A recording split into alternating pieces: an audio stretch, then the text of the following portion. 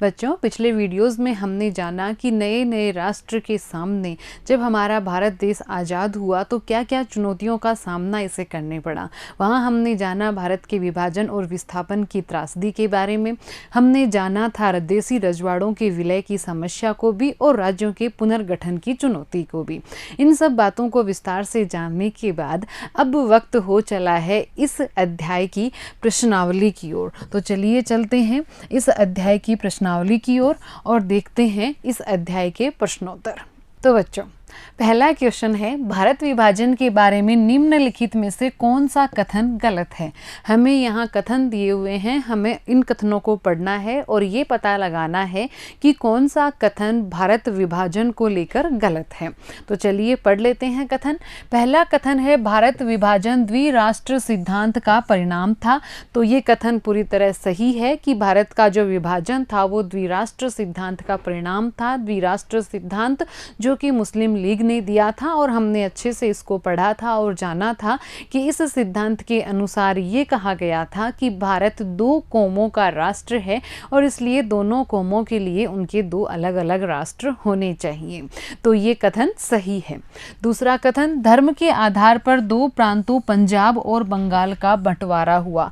ये कथन भी पूरी तरह सही है। इसके बारे में भी हमने पढ़ा था कि बंगाल और पंजाब दोनों ही ऐसे प्रांत थे जहाँ पर मुस्लिम बाहुल्य आबादी थी, लेकिन इनमें कुछ ऐसे क्षेत्र थे जहां पर गैर मुस्लिम आबादी बाहुल्य में थी। इसलिए इनके जिले और निचले जो स्तर के प्रादेशिक जो क्षेत्र थे उनको आधार बना के धार्मिक बहुसंख्या के आधार पे इन दोनों प्रांतों का विभाजन किया गया था। पूर्वी पाकिस्तान और पश्चिमी पाकिस्तान में संगति नहीं थी। ये कथन भी सही है। पूर्वी पाकिस्तान और पश्चिमी पाकिस्तान दोनों ही बहुत दूर और अलग अलग क्षेत्र थे और उनके बीच में भारत का एक बहुत बड़ा हिस्सा आ रहा था। तो ये कथन भी पूर्णतया सही है। विभाजन की योजना में यह बात भी शामिल थी कि दोनों देशों के बीच आबादी की अदला बदली होगी। ये कथन पूर्णतया गलत है, क्योंकि विभाजन की बात में सिर्फ जो क्षेत्र थे उनका बंटवारा हुआ था। धर्म के आधार पर, धार्मिक बहुसंख्या के आधार पर जहां मुस्लिम ज़्यादा थे उस क्षेत्र को पाकिस्तान को दे दिया गया था और जहां गैर मुस्लिम आबादी अधिक थी उस क्षेत्र को भारत में रखा गया था। लेकिन बंटवारे के बाद में दोनों देश अपनी अपनी जो अल्पसंख्यक आबादी है उसकी अदला बदली करेंगे, ऐसी कोई बात विभाजन के समझौते में नहीं थी। तो इसमें जो सही आंसर होगा वो होगा उत्तर घ, कि ये वाला कथन भारत पाकिस्तान के विभाजन से संबंधित है, लेकिन सही नहीं है, गलत है। चलिए अब देखते हैं प्रश्न संख्या 2। निम्नलिखित सिद्धांतों के साथ उचित उदाहरणों का मेल करें। तो हमें कुछ सिद्धांत दिए हुए हैं, इन सिद्धांतों के सामने उदाहरण दिए हुए हैं, हमें इनका मिलान करना है कि कौन सा सिद्धांत किस उदाहरण के साथ उचित बैठता है। तो देखिए, धर्म के आधार पर देश की सीमा का निर्धारण। धर्म के आधार पर देश की सीमा का निर्धारण हुआ भारत और पाकिस्तान का। विभिन्न भाषाओं के आधार पर देश की सीमा का निर्धारण। विभिन्न भाषाओं के आधार पर, यहाँ देश नहीं लिखेंगे हम, सीमा का निर्धारण तो वो होता है झारखंड और छत्तीसगढ़ का। भौगोलिक आधार पर किसी देश की सीमाओं का निर्धारण तो वो होंगे पाकिस्तान और बांग्लादेश। किसी देश के भीतर प्रशासनिक और राजनीतिक दृष्टि से, राजनीतिक आधार पर या राजनीतिक दृष्टि से सीमाओं का निर्धारण तो वो होंगे हिमाचल प्रदेश और उत्तराखंड। अब लेते हैं प्रश्न संख्या 3। भारत का कोई समकालीन राजनीतिक नक्शा लीजिए जिसमें राज्यों की सीमाएं दिखाई गई हों और नीचे लिखी रियासतों के स्थान चिन्हित कीजिए। तो हमें सबसे पहली रियासत दी गई है जूनागढ़। जूनागढ़ को भारत के नक्शे में हम यहाँ पर चिन्हित करेंगे। दूसरी रियासत दी गई है मणिपुर, तो मणिपुर रियासत को हम भारत के नक्शे में यहाँ चिन्हित करेंगे। मैसूर जाएगी दक्षिण भारत की ओर और फिर ग्वालियर यहाँ आता है मध्य प्रदेश में। तो इस तरह से ये जो रियासतें हमें दी गई थी भारत के नक्शे पर हमें दिखानी है। क्वेश्चन नंबर 4, नीचे दो तरह की राय लिखी हैं, दो राय दी हुई हैं हमें, देखते हैं क्या क्या राय है। पहली राय है विस्मय की कि रियासतों को भारतीय संघ में मिलाने से इन रियासतों की प्रजातंत्र लोकतंत्र का विस्तार हुआ।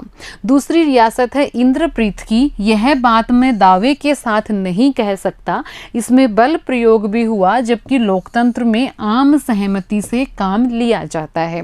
विस्मय ने यह कहा कि भारतीय संघ में जब हमने रियासतों को मिला लिया तो वहाँ प्रजातंत्र लोकतंत्र का विस्तार हो गया, क्योंकि हम सभी जानते हैं कि जब राजा राज करते थे तो वहाँ प्रजातंत्र नहीं था।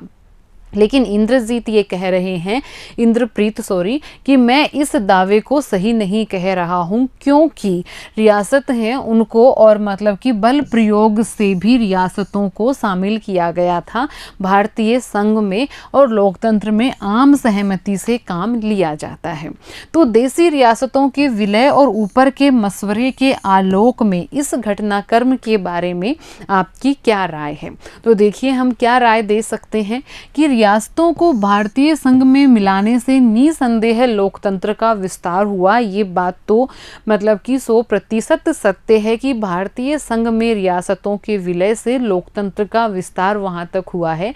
वहाँ की जनता भी आज़ादी का स्वाद चख पाई है, वहाँ भी लोकतंत्र पहुँचा है। जनता को स्वयं अपने प्रतिनिधियों का चुनाव करने की आज़ादी मिली। रियासतों के अंदर जनता को ऐसी आज़ादी पहले कभी नहीं मिली थी। कुछ रियासतों में बल प्रयोग तात्कालिक परिस्थितियों में आवश्यक था। उस वक्त परिस्थितियां ऐसी थी कि बल प्रयोग करना वहां पर आवश्यक हो गया था, इसीलिए भारत सरकार द्वारा बल प्रयोग किया गया था। भारतीय संघ में विलय के पश्चात प्रत्येक रियासत में लोकतंत्र की स्थापना एवं जनता को अधिकार प्राप्त हुए थे। भारत में विलय के बाद में भारत सरकार ने किसी भी जनता के साथ किसी प्रकार का कोई भेदभाव नहीं किया। तो हम इस बात से इस राय से और सहमत हैं कि हाँ, देसी रियासतों के भारत में विलय से लोकतंत्र का विस्तार प्रजातंत्र हुआ। अगला क्वेश्चन देखते हैं। नीचे 1947 के अगस्त के कुछ बयान दिए गए हैं जो अपनी प्रकृति में अत्यंत भिन्न हैं। देखते हैं क्या क्या बयान है। पहला बयान है कि आज आपने अपने सर पर कांटों का ताज पहना है। सत्ता का आसन एक बुरी चीज है। इस आसन पर आपको बड़ा सचेत रहना होगा। आपको और ज्यादा विनम्र और धैर्यवान बनना होगा। अब लगातार आपकी परीक्षा की जाएगी। ये लिखा है मोहनदास करमचंद गांधी जी ने। अगला बयान है, भारत की आज़ादी की जिंदगी के लिए जागेगा। हम पुराने से नए की ओर कदम बढ़ाएंगे। आज दुर्भाग्य के एक दौर का खात्मा होगा और हिंदुस्तान अपने आप को फिर से पा लेगा। आज हम जो जश्न मना रहे हैं वो एक कदम भर है। संभावनाओं के द्वार खुल रहे हैं। ये कहा है पंडित जवाहरलाल नेहरू ने। इन दो बयानों से राष्ट्र निर्माण का जो एजेंडा ध्वनित होता है उसे लिखिए। आपको कौन सा एजेंडा जच रहा है और क्यों? देखिए इससे क्या क्या एजेंडा ध्वनित होता है। गांधी जी के बयान में शासकों के पथ में आने वाली चुनौतियों से आगाह किया गया है। गांधी जी ने सत्ता को कांटों का ताज बताया है और इस पद को जो सत्तासीन व्यक्ति है उसको कहा है कि हर वक्त अब परीक्षा होगी, अब परीक्षा की घड़ी है। ये बयान एक शासक या प्रशासक की जिम्मेदारी तय करता है। गांधी जी का बयान है वो तय करता है एक शासक की, एक प्रशासक की जिम्मेदारी को। पंडित नेहरू के बयान में स्वतंत्र भारत की सुंदर और समृद्धिशाली भविष्य के दर्शन होते हैं और वे उत्साहित और आगामी जो संभावनाएं हैं उनको लेकर उत्साहित हैं। वो बेहद खुश हैं और वो बेहद आशावान हैं। और हमारी दृष्टि से हमें ये सोचना चाहिए कि ये जो दोनों ही एजेंडे हैं अपने आप में सही हैं, क्योंकि निसंदेह आज़ादी का जश्न एक छोटा जश्न नहीं होता और उम्मीदें, संभावनाएं, आशाएं तो होनी ही चाहिए, उत्साह तो होना ही चाहिए नए राष्ट्र के के निर्माण को लेकर। लेकिन जो गांधी जी की चिंता है, जो गांधी जी की बात है, वो भी अपनी जगह पूर्णतया सही है कि जो सत्ता का ताज है वो कांटों का ताज है और उसको बड़े अच्छे से संभाल कर रखना होता है, बहुत बड़ी जिम्मेदारी के साथ उसका निबाह करना होता है। चलिए चलते हैं अगले प्रश्न की ओर। अगला प्रश्न है, भारत को धर्मनिरपेक्ष राष्ट्र बनाने के लिए नेहरू ने किन तर्कों का इस्तेमाल किया? क्या आपको लगता है ये केवल भावनात्मक और नैतिक तर्क हैं अथवा इनमें कोई तर्क युक्तिपरक भी है? पंडित नेहरू का दृष्टिकोण था वो धर्मनिरपेक्ष था। उन्होंने प्रथाओं और परंपराओं का विरोध किया था। धर्म और राजनीति को एक दूसरे से अलग रख के सभी धर्मों के साथ समान व्यवहार करने के पक्षधर थे नेहरू जी। धर्मनिरपेक्षता का अर्थ धर्महीनता न होकर सभी धर्मों के प्रति आदर भाव है, ऐसा उनका मानना था। नेहरू जी ने कहा कि मैं कोई धार्मिक व्यक्ति नहीं हूँ, परंतु मैं किसी ऐसी वस्तु में जरूर विश्वास करता हूं जो मनुष्य को उसके सामान्य स्तर से ऊंचा उठाए। अगला क्वेश्चन है, आज़ादी के समय देश के पूर्वी और पश्चिमी इलाकों में राष्ट्र निर्माण की चुनौती के लिहाज से मुख्य दो अंतर क्या थे? कौन कौन से इलाकों में, पूर्वी और पश्चिमी इलाकों में? तो देख लेते हैं क्या दो मुख्य अंतर थे। पूर्वी क्षेत्र में सांस्कृतिक और आर्थिक संतुलन की समस्या थी, जबकि पश्चिमी क्षेत्र में विकास की चुनौती थी। पूर्वी क्षेत्र में भाषाई समस्या अधिक थी, जबकि पश्चिमी क्षेत्र में धार्मिक और जातिवादी समस्या अधिक थी। तो ये दो मुख्य अंतर हमें देखने को मिले पूर्वी और पश्चिमी क्षेत्र में। अगला प्रश्न देखते हैं, राज्य पुनर्गठन आयोग का काम क्या था और इसकी मुख्य सिफारिश क्या थी? राज्य पुनर्गठन आयोग का कार्य था राज्यों के सीमांकन के विषय पर गौर करना और इसकी सिफारिश थी कि भाषा के आधार पर राज्यों का गठन कर दिया जाए।